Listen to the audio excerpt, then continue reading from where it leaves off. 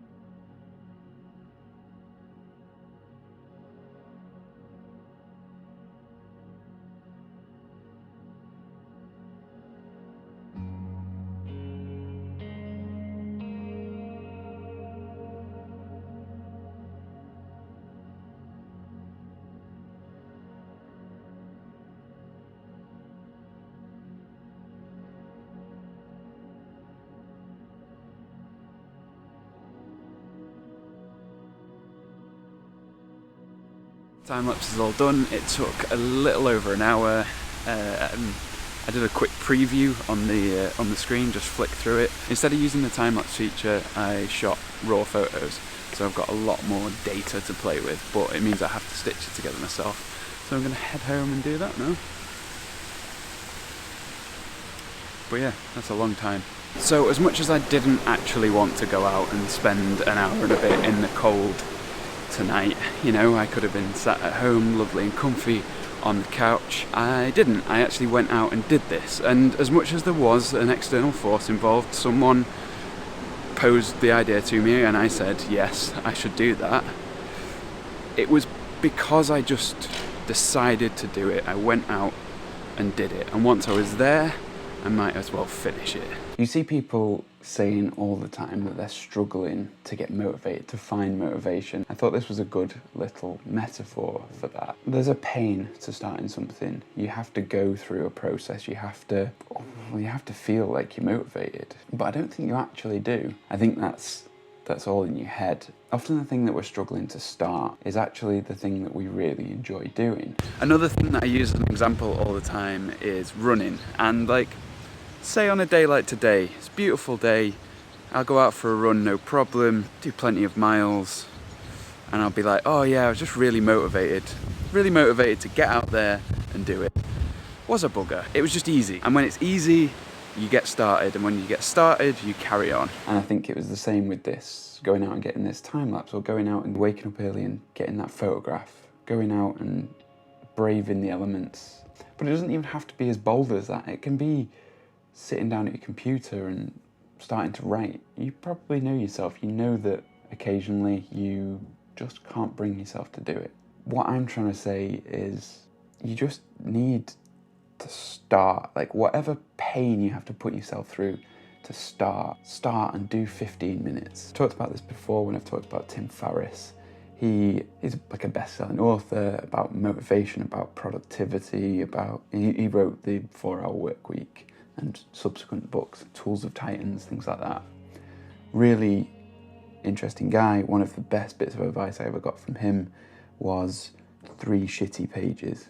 And the idea of that is just sit down and do the work. It doesn't have to be good. You don't have to put that pressure on yourself. Just do the work. Start it. Just write something. Just film something. Just take some photos. Just design something.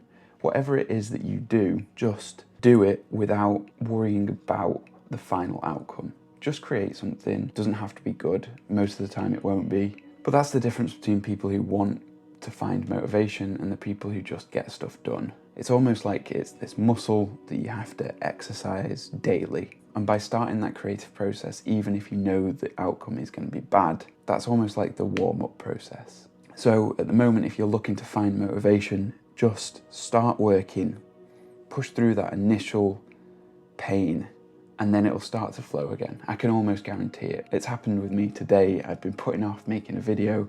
I'm not at home, I've not got all my equipment, but I wanted to make something and I put it off because, oh, the light's not right, because as beautiful as it is, it's pretty blinding. But you know what? Just starting now, the first few attempts were awful, but I'm getting something done, I'm getting something out there, I'm starting that creative process and I'm enjoying it again. This is something that I heard Ben Ueda say. So Ben Ueda, YouTuber, his channel's Homemade Modern. He also does a podcast with 2 other YouTubers, all woodworkers, but on the podcast they talk about the things that are relevant to other people who make content online. And one thing Ben said when they were discussing motivation podcast a couple of weeks ago was that you just need to get started. Do that 15 minutes. Treat it like work, treat it like something you have to do, and just get into it. Push past that initial bit, start to remember why you enjoy it. That pain will go away, the pain of starting, the friction of getting moving will be gone, and hopefully you can be creative.